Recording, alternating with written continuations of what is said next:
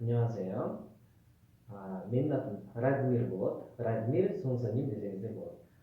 Биз буга чейин 10 үндүү тамганы өткөрдүбүз. Азыр болсо өтө турган тамгабыз 14 үнсүз тамгасы. Сүйлөмдөр бизде үнсүз үндүдөн турат. Кандай гана сүйлөм болбосун, сөз болбосун, үнсүз үндүдөн турат. Үнсүздүн биринчи тамгасы бул К тамгасы болот. К. Bunu qanday qilib o'qiymiz? Qaysi malda K, qaysi malda G bo'lарын keyingi so'zlardan bilsak bo'ladi. Qarang, agar so'zning boshina bu tamlar K, G tamlasi kelib qolsa, al boshida K bo'lib qoladi. K, o'rtalarida bo'lsa G bo'lib qoladi. Misoli, kagu degan so'z. Kagu bu meyve deganni bildiradi. Endi bo'lsa ikkinchi tamg'amiz bu ушул эле К тамганы биз оодарып коебуз. Башынан ылдыга мындай оодарып койсок, бул Н тамгасы болуп калат. Бул болсо башында болобу, ортосунда болобу, бардыгы Н болуп калат. Мисалы, нуна деген сөз бар. Нуна бул эже балдар үчүн. Балдар эжесин нуна дейт. Кийинки үчүнчү тамгабыз бул Т тамгасы. Т тамгасы экен.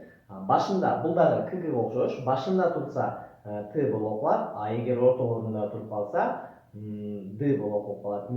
Мисалы, бул эки сөз. Башында турган сөз тон деп окулат, бул акча деген маани, кийинкиси куду. Ду экинчи турган үчүн ду болуп калат.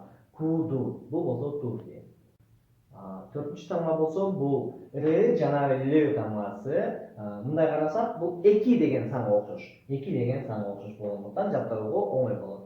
Р бул болсо башында турса Р болуп калат, ортолорунда турса деле Р болуп калат. Ал эми болсо патчинге түшүп калса, патчин деген бул астына түшүп калган үнсүз тамга. Бизде сүйлөмдөр муундардан турат, сүйлөм муундардан турат. Ошондой эле бир муунда эки тамга болот, же болбосо бир муунда үч тамга болот. Мынакей карагыла. Р болсо бул башында турат. Бул кызыл менен белгилеп койдук. Жана экинчи сөздө бул ортосунда турат. Бул малда Р эле болуп калат. Р тамгасы болуп калат. Мисалы, биринчи сөз радио. Бул радио. Экинчи болсо нара. Нара болуп калат. Бул мамлекет. Кийинки акыркысы карагыла, байкасаңар, бир бул сүйлөмдө астына түшүп калган. Бул патчин деп аталат. Ошон үчүн бул Т, А, Л. Тай, доклад, ай. Кийинки үнсүз тамгабыз бул М тамгасы. Жаттоого оңой. Бул төрт буштук. Төрт буштук корей тилинде М тамгасы болуп саналат. Бул жерде караңыздар. Мун биринчи сөз. М, У, Н астына түшүп калды. Мун. Бул астындагы тамганы биз жанагы айтып өткөндөй патчин деп айтабыз. Мун бул эшик. Кийинки сөз. М, А жана бул астына түшүп калды. Бул үстүндөгү тамга кайсы тамга эле? Р жана Л.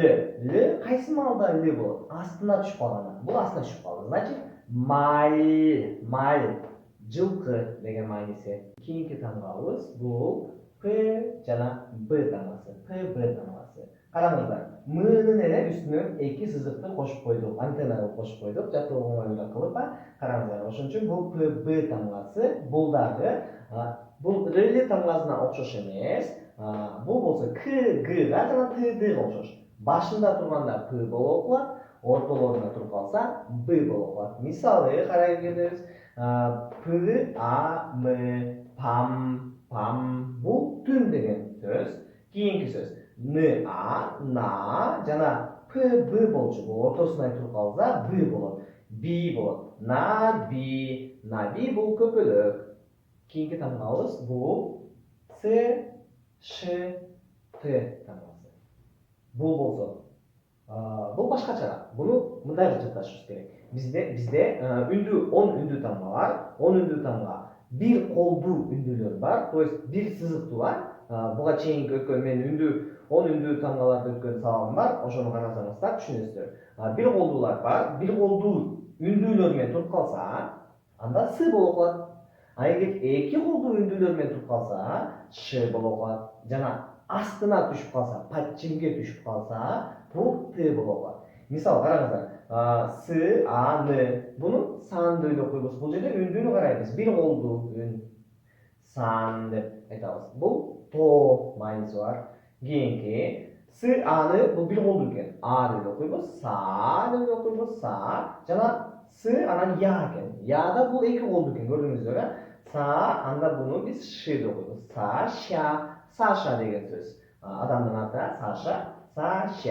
Keyingisi bo'lsa to'g'riqni o'tkanmiz. Bu o'qilmay boshida turgan sebebi bu so'z ündümeyin başlanıp жатат. Егер сөз ündümeyin başlanып қалса, анда biz сөзсіз, үнсіз тоғылық тамғаны қоябыз.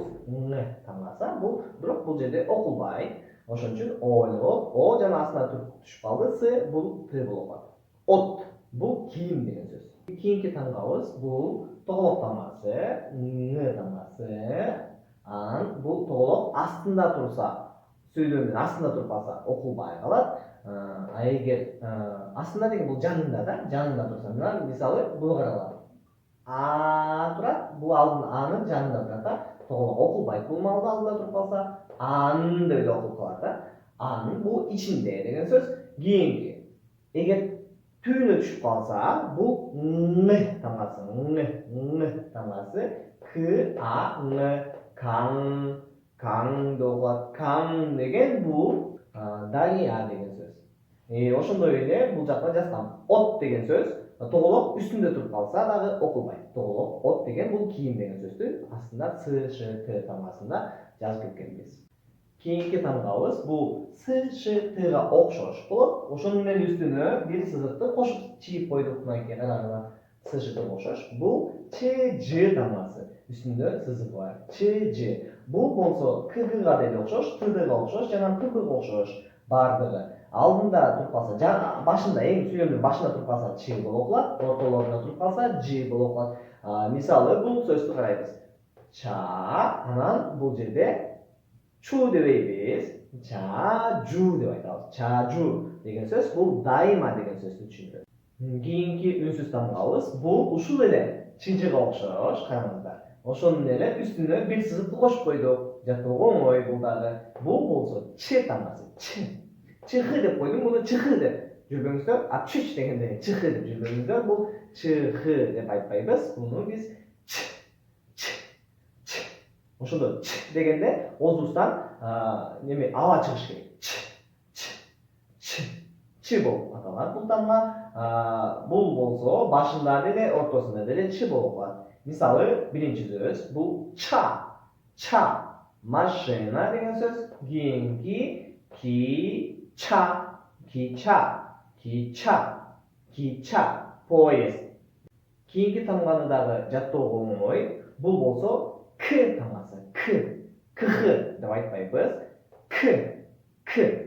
Бул болсо караңыздар. Кг тамгасына окшош. Болгон эле ортосуна дагы бир кошумча сызыкты чийип койгонбуз. К. Бул башында да ортосунда к болуп калат. Мисалы бир сөз куки, печенье. Кийинки тамга болсо жаттоо эң оңой. Бул болсо кыргыз тилинде е тамгасына окшош. Бул т тамгасы. Тх деп айтпайбыз. Т деп айтканда оозубуздан аба чыгыш керек. Т. Ошондо бул башында турса деле т болуп калат, артында туруп калса деле т болуп калат. Мисалы томато, помидор деген мааниси бар. Кийинки үнсүздүү тамганын дагы жаттоо оңой. Бул римский жанагы Рим санына окшош, 2 деген санына окшош. Бул болсо п тамгасы. Бул тамганы айтканда дагы оозубуздан аба чыгыш керек. П деп айтабыз. П. Мисалы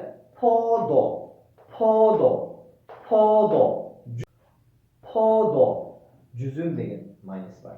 Ал эми болсо акыркы тамгабыз бул х тамгасы. Караңыздар, бул жерде үндүү тамга о тамгасына окшош жана азыр өтүп кеткен эле ң окшош. Буну адашып оң деп окуп албаңыздар. Окуп алышыңыздар да мүмкүн. Бирок бул жерде үндүү менен эч качан сөз башталбайт. Сөз башталса дайыма үнсүз тамга менен башталат. Ошон үчүн оң деген тамга туура эмес. Бул жерде х деген өзүнчө бир тамга, х тамгасы. Мисалы жана астына түшүп калды бул тамга г тамгасы. Сөздүн өзү ар түрдүү болот да. Астына түшүп калат тамгалар, же болбосо астында жок тамгалар да бар. Мисалы хаккё болот. Хаккё, мектеп деген сөз. Сабактын артында кошумчалап кете турган жаңылыгым бар. Эгер сиздер корей тилин окуңуздар келсе, жана Кореяга жумушка баргыңыз келсе, EPS Topic аркылуу, EPS Topic деген программа бар. Ошол программа аркылуу эгер Кореяга баргыңыз келсе, биз ошол программаны даярдайбыз. Жана жөн эле корей тилин окуңуз келсе, дагы бизге келсеңиздер болот. Корей тилин өзүм өтөм. Ушул адрес боюнча келип, толук маалыматты алып кетсеңиздер болот.